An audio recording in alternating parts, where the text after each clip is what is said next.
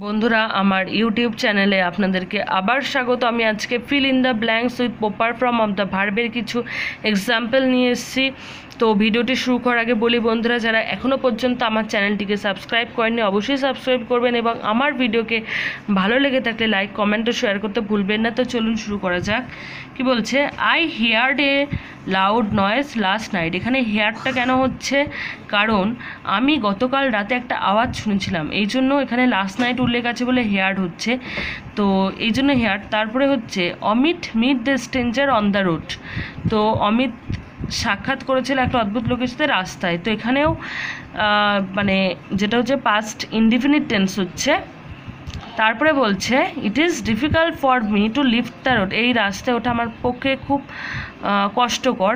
তো এই জন্য এটা প্রেজেন্ট ফর্ম, এটার প্রেজেন্ট ফর্ম হচ্ছে, এটা অন্য কোনো ক্ষেত্র দিয়ে বোঝা আর অন্য কোনো কিছু দিয়ে মানে বোঝানো যাবে না, এখানে ইজি হবে।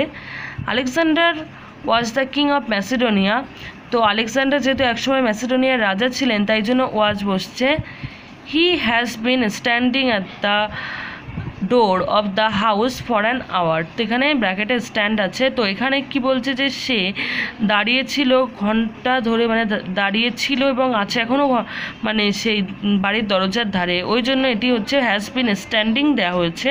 তারপর বলছে আই নিউ দিস বিফোর। যেহেতু বিফোরটা হচ্ছে, যেহেতু বিফোরের উল্লেখ আছে তাই এটি হচ্ছে past indefinite tense.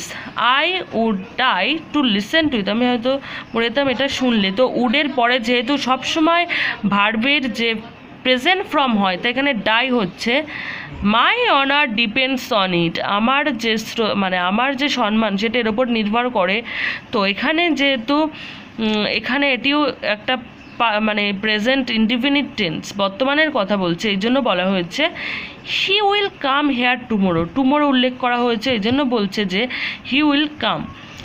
Self help is the best help. কী বলছে যে নিজেকে সাহায্য হচ্ছে মানে ভালো সাহায্য, শ্রেষ্ঠ সাহায্য। তো এটাও চিরাচরিত সত্যতা, এখানে ইজ বসছে।